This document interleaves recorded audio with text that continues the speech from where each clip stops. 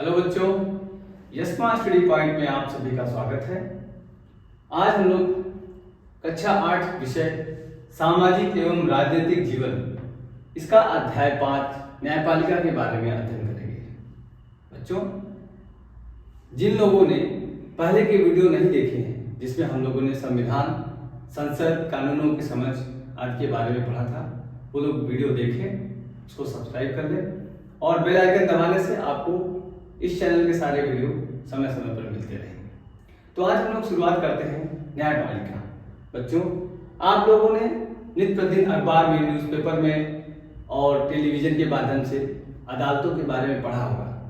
कुछ मामले अदालतों में चल रहे हैं, कुछ लंबित हैं, किसी के निर्णय आ गए हैं। तो ये जो अदालतें हैं हमारे देश में, वो कानूनों की रक्षा करने के लिए बनाई गई है। जैसा कि आप लोगों ने पहले पढ़ा, हमारे देश में लोकतांत्रिक शासन है। लोकतांत्रिक व्यवस्था के अंतर्गत कानून के द्वारा शासन चलाया जा रहा है, इसलिए हम कहते हैं कि हमारे देश में कानून का शासन है। तो लोकतांत्रिक व्यवस्था में सबसे पहले जो हमारे कानून है, वो कानून का ही शासन पूरे देश में चले। कानूनों का निर्माण हमारे सांसद, जो कि हमारे प्रतिनिधि होते हैं, विधायिका के माध्यम से बनाते हैं। इन कानूनों को पूरे देश में, समाज में समान रूप से लागू करने का कार्य कार्यपालिका का है।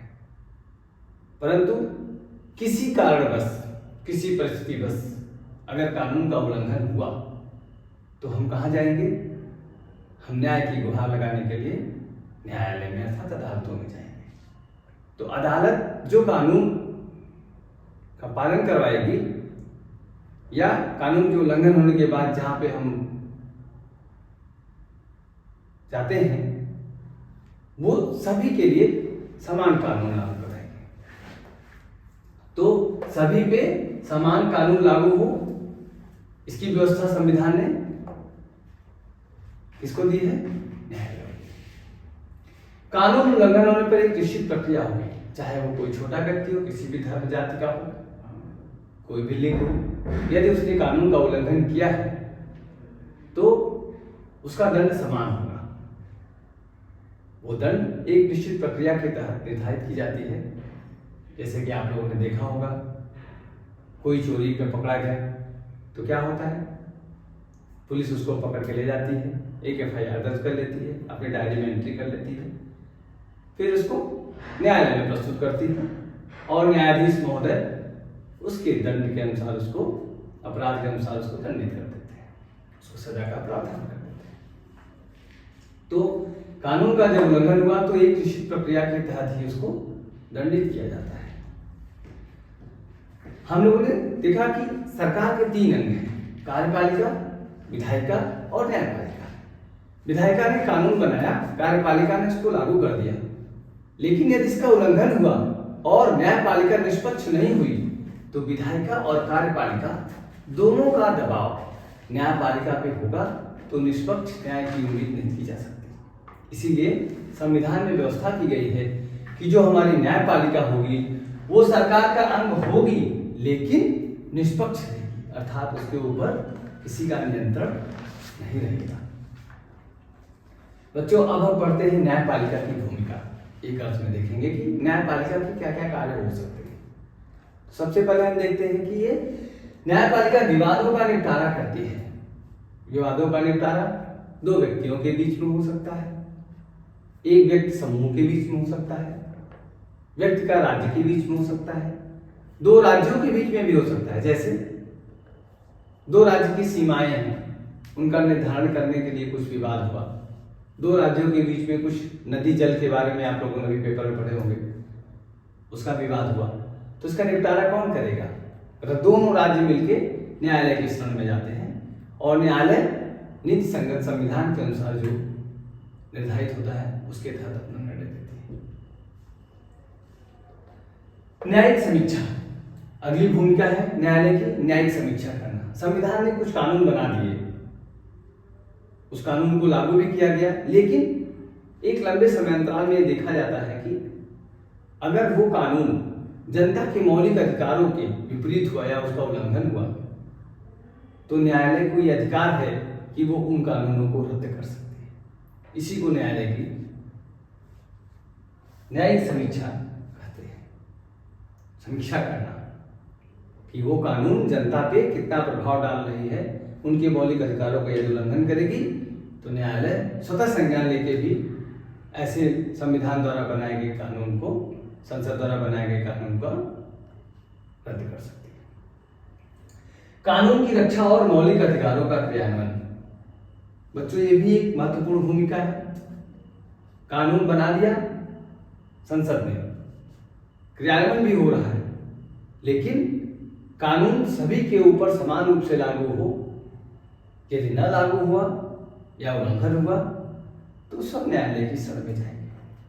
और मौलिक अधिकारों का क्रियान्वयन से क्या तात्पर्य हुआ कि जो हमारे 6 मौलिक अधिकार हैं, यदि उनमें से किसी का भी हनन हुआ तो व्यक्ति न्यायालय की शरण में जाएगा। इसका उदाहरण आप लोग कक्षा 7 की किताब में हाकिम शेख के एक उदाहरण देख सकते हैं। हाकिम शेख ट्रेन से सफर कर रहे होते हैं, वो गिर जाते हैं, घायल होते हैं। ये पश्चिम बंगाल राज्य की घटना है। कई अस्पतालों में जाने के पश्चात भी उनका उपचार नहीं होता है। ऐसी स्थिति में क्या, वो न्यायालय की शरण में जाते हैं। न्यायालय द्वारा राज्य सरकार को दंडित किया जाता है, हाकिम शेख को उचित मुआवजा दिया जाता है, और ये भी न्यायालय निश्चित करवाती है कि ऐसी किसी घटना की पुनरावृत्ति ना हो और व्यक्ति को उचित उपचार मिले, प्राथमिक स्तर के उपचार मिले, और आगे भी बड़ी बीमारियों का इलाज हो सके। इसके लिए न्यायालय ने राज्य को निर्देश दिया। तो इस तरह से मौलिक अधिकारों की रक्षा करना और मौलिक अधिकारों का क्रियान्वयन, ये भी हमारे न्यायपालिका का मुख्य भूमिका है। इसके बाद बच्चों हम लोग देखते हैं स्वतंत्र न्यायपालिका। कैसी होती है स्वतंत्र न्यायपालिका? जिसके ऊपर किसी का दबाव ना हो। न्यायपालिका का निर्माण तो हो गया, वो अपना कार्य करने के लिए स्वच्छंद हो। जैसे आप लोगों की बुक में एक उदाहरण दिया है कि यदि कोई प्रभावशाली व्यक्ति है और वो किसी न्यायाधीश को नियुक्त करने में हस्तक्षेप कर सकता है, तो ऐसी दशा में क्या होगा? न्यायाधीश निष्पक्ष रूप से निर्णय नहीं दे पाएगा। अगर न्यायाधीश के स्थानांतरण में उसकी भूमिका हो सकती होगी तो भी वो निष्पक्ष निर्णय नहीं दे पाएगा। तो हमारे संविधान में न्यायपालिका को स्वतंत्र रखा गया है। सरकार का अंग है, विधायिका कार्यपालिका की तरह, परंतु हमारी न्यायपालिका जो है वो स्वतंत्र है। इसको हम इन बिंदुओं के माध्यम से देखेंगे कि जो शक्तियां मिली हैं, संविधान ने विधायिका कार्यपालिका और न्यायपालिका को जो शक्तियां दी हैं, वो तीनों शक्तियों का बंटवारा इस तरह किया गया है कि विधायिका और कार्यपालिका न्यायपालिका के कार्यों में हस्तक्षेप नहीं करती है। अर्थात न्यायपालिका एक स्वतंत्र शक्ति के रूप में कार्य करती है, परंतु सरकार द्वारा ही और अन्य सरकार के आयामों द्वारा ही न्यायाधीशों की नियुक्ति भी होती है। न्यायाधीशों की नियुक्ति कौन करेगा? एक सरकार के द्वारा निर्धारित तंत्र। इस प्रकार हम देखेंगे कि सरकार न्यायाधीशों की नियुक्ति तो करेगा, परंतु पूर्ण रूप से उस पर नियंत्रण नहीं होता है। विधायिका एवं कार्यपालिका की शक्तियों का दुरुपयोग को रोकना। ऐसा क्यों? कोई भी प्रभावशाली व्यक्ति, मंत्री या कार्यपालिका का कोई व्यक्ति इतना अधिक प्रभावशाली हो गया कि वो न्याय व्यवस्था को प्रभावित करे, इस पर अंकुश लगाने के लिए संविधान ने न्यायपालिका को शक्तियां दी है और वो उन पर अंकुश लगा सकता है। इस प्रकार से हम देखते हैं कि कानून के निर्माण और उनके पालन, और यदि कोई उल्लंघन हुआ तो हम लोग न्यायालय की शरण में जाते हैं और न्यायालय से हम लोग न्याय की उम्मीद करते हैं। तो हमारा जो न्यायालय है वही संविधान का प्रहरी कहलाएगा। बच्चों, हम लोगों ने न्यायपालिका के बारे में पढ़ा। हमारा देश बहुत बड़ा है और सभी को न्याय मिले, इसके लिए संविधान ने न्यायालयों को 3 स्तर पे बांट रखा है। इसको हम पिरामिड के माध्यम से पढ़ सकते हैं। एक पिरामिड की संरचना के अनुसार हमारे न्यायालयों को बांटा गया है। जिसमें सबसे ऊपर हमारा सर्वोच्च न्यायालय, जिसको हम लोग सुप्रीम कोर्ट कहते हैं, जो कि नई दिल्ली में स्थित है। उसके बाद उच्च न्यायालय, ये हमारे देश के सभी राज्यों में एक एक उच्च न्यायालय की व्यवस्था की गई है। अधीनस्थ या जिला न्यायालय, ये पिरामिड के सबसे अधिक क्षेत्रफल में दिखाया गया है, अर्थात भारत में इनकी संख्या बहुत ज्यादा होगी। ये क्या है, हर जिले स्तर पर न्यायालय का निर्माण किया गया है, सभी को कानून की पहुंच हो सके। तो इस पिरामिड के माध्यम से हम लोग देख सकते हैं कि सर्वोच्च न्यायालय सबसे ऊपर, अन्य राज्यों में सभी उच्च न्यायालय की स्थापना हुई है, और सभी जिला स्तर पे, तहसील स्तर पे हम जो न्यायालय देखते हैं उसको अधीनस्थ न्यायालय भी कहते हैं। इन सभी न्यायालयों में बच्चों हम लोग जो विधि की व्यवस्था है उसको किस रूप में देखते हैं?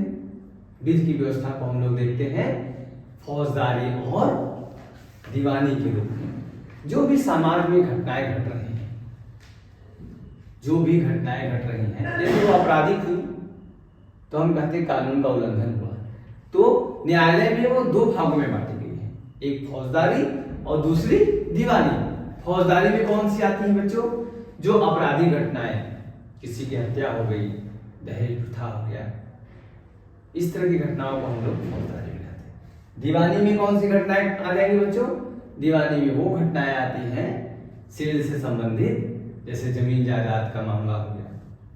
तो इन सब के लिए भी हम लोग सबसे पहले अधीनस्थ न्यायालय में जाएंगे। वहां न्याय नहीं मिला या कोई एक पक्ष संतुष्ट नहीं हुआ तो वो उच्च न्यायालय में अपील कर सकता है।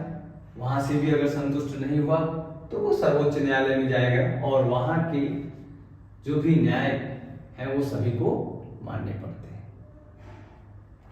सर्वोच्च न्यायालय के फैसले को आप कहीं चैलेंज नहीं कर सकते। तो इस तरह से बच्चों अब हम एक एक करके पढ़ेंगे कि हमारे अधीनस्थ न्यायालय, उच्च न्यायालय और सर्वोच्च न्यायालय, इसके बारे में हम लोग बिंदुवार पढ़ते हैं। तो अधीनस्थ न्यायालय को हम लोग अतिरिक्त न्यायालय या सत्र न्यायालय भी कहते हैं। हर तहसील, हर जिले पे होता है, इसीलिए इसको जिला न्यायालय, ट्रायल कोर्ट भी कहते हैं। कहीं कहीं इसको सिविल जज या प्रधान न्यायिक मजिस्ट्रेट भी कहते हैं।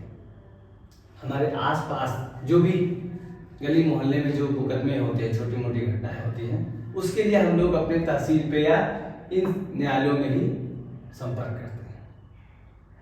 इनकी संख्या बहुत ज्यादा होती है क्योंकि जिला और तहसील स्तर पे होते हैं। आप लोग बच्चों ये काम कर सकते हैं कि अपने जहां आप रह रहे हो उसके नजदीक में कौन सा न्यायालय स्थित है, इसके बारे में जानकारी पेपर के माध्यम से या अन्य बड़ों से पूछ के जानकारी हासिल करें। उसके बाद बच्चों हम लोग देखते हैं उच्च न्यायालय। उच्च न्यायालय इससे ऊपर, अर्थात जिले से ऊपर राज्य के स्तर पे उच्च न्यायालयों का गठन किया गया है। अभी हमारे देश में 25 हाई कोर्ट्स हैं, उच्च न्यायालय हैं, जबकि हमारे पास कुल कितने राज्य हैं? 29। हर राज्य में होना चाहिए एक एक उच्च न्यायालय, परंतु ऐसी व्यवस्था की गई है कि कुछ राज्यों की साझे हाई कोर्ट्स, उच्च न्यायालय बनाए गए हैं, जिसमें हम देखते हैं हरियाणा और पंजाब, ये दो राज्य समीपवर्ती राज्य हैं जिनका हाई कोर्ट चंडीगढ़ में स्थित है। चंडीगढ़ हमारे केंद्र शासित प्रदेश भी है। तो यहाँ पे जो न्यायालय है, उच्च न्यायालय, वो दोनों राज्यों के विवादों का निस्तारण करता है। इसी तरह बच्चों पूर्वोत्तर राज्य, जो हमारे पूर्व दिशा में, देश के पूर्व दिशा में उत्तर भाग में है, पूर्वोत्तर राज्य जो होते हैं, नॉर्थ ईस्ट स्टेट्स, उसमें आसाम, नागालैंड, मिजोरम और अरुणाचल प्रदेश, इन 4 राज्यों के एक उच्च न्यायालय स्थित है, वो है गुवाहाटी में। तो हम लोग देखेंगे कि जो हमारे हाई कोर्ट्स हैं वो 25 है। 2019 के पहले हमारे यहाँ 24 ही थे। आंध्र प्रदेश में एक ही उच्च न्यायालय था। 2019 के बाद अमरावती में एक और उच्च न्यायालय की स्थापना। बच्चों अब हम लोग देखते हैं सर्वोच्च न्यायालय। जैसे नाम से ही लगता है सर्वोच्च, अपेक्स कोर्ट, सुप्रीम कोर्ट, ये नई दिल्ली में स्थित है और जो भी न्याय के लिए यदि किसी निचली अदालत में संतुष्ट नहीं होता है तो वो सर्वोच्च न्यायालय में अपील कर सकता है। सर्वोच्च न्यायालय का जो भी फैसला होता है वो सभी को मान्य होता है। हमारे यहाँ एक एकीकृत न्यायिक व्यवस्था है, अर्थात सर्वोच्च न्यायालय द्वारा निर्धारित सभी नियम नीचे वालों को पालन करना पड़ता है, और यदि कोई निचली अदालत का फैसले से संतुष्ट नहीं है तो वो ऊपर की अदालत में जा सकता है। इसी को हम लोग एकीकृत न्यायिक व्यवस्था कहते हैं। आपने किताब में एक उदाहरण देखा होगा बच्चों, एक व्यक्ति है जिसकी शादी होती है और कुछ दिनों के पश्चात उसकी पत्नी का एक दुर्घटना में कहे या स्टोव से जल के मृत्यु हो जाती है। इस केस में लोगों के गवाह के अनुसार उस व्यक्ति को, उसकी मां को और उसके भाई को जेल होता है, पुलिस आती है, पकड़ के ले जाती है, जेल होता है। वो लोग ऊंची अदालत में जाते हैं जहां से वो बरी कर दिए जाते हैं क्योंकि वहां साक्ष्य नहीं मिलते हैं। तो महिलाओं का एक panel, women's lawyers chambers association होता है, वो लोग एक जनहित याचिका PIL दायर कर देते हैं अदालत में। उसके माध्यम से पुनः इसकी जांच होती है और पाया जाता है कि वो व्यक्ति और उसकी मां दोनों उस हत्या में दोषी होते हैं, जबकि उसका छोटा भाई दोष मुक्त कर दिया जाता है। तो निचली अदालत के फैसले को उचली अदालत में, उससे ऊपर की अदालत में बदला जा सकता है। किसके आधार पे? साक्ष्यों के आधार पे। तो न्यायाधीश महोदय के सामने साक्ष्य जो भी जांच अधिकारी प्रस्तुत करते हैं या गवाह आते हैं, उससे न्यायाधीश अपने निर्णय को, निचली अदालत के निर्णय को बदल देते हैं। ये व्यवस्था हमारी किसके अंतर्गत आती है? एकीकृत न्यायिक व्यवस्था के अंतर्गत आती है। बच्चों, एक बिंदु और है हमारे इस विषय में, क्या सभी को समान रूप से न्यायिक व्यवस्था मिली हुई है? चूंकि न्यायिक व्यवस्था एक महंगी प्रक्रिया हो गई है, तो हर सामान्य व्यक्ति को ये न्यायिक व्यवस्था नहीं मिल पाती। कानून की लड़ाई महंगी हो गई। ऐसी अवस्था में जो जनहित याचिका PIL अगर टेलीग्राम या लेटर के माध्यम से भी न्यायालय को लिखे जाते हैं, उसमें भी न्यायालय की सुनवाई की जाती है। लोगों को सुगम न्याय मिले, सरल न्याय मिले, इसकी व्यवस्था संविधान में की गई है। आज स्कूलों में जो मिड डे मील की व्यवस्था है बच्चों, वो भी एक PIL के द्वारा ही डाली गई थी, जिसके द्वारा सरकारों को मिड डे मील की व्यवस्था करनी पड़ी। तो बच्चों, हम लोगों ने न्यायपालिका के बारे में पढ़ा, सभी को उचित न्याय मिले, ऐसी संविधान में व्यवस्था की गई है। लेकिन यदि किसी को देर में न्याय मिलता है तो कहा जाता है कि न्याय का कत्ल हो गया। अगले वीडियो में हम लोग इसके आगे के बारे में पढ़ेंगे। तो बच्चों, जिन लोगों ने प्रीवियस वीडियोस नहीं देखे हो वो देख लें, सब्सक्राइब कर लें और यस मां स्टडी पॉइंट के साथ बने रहें। धन्यवाद।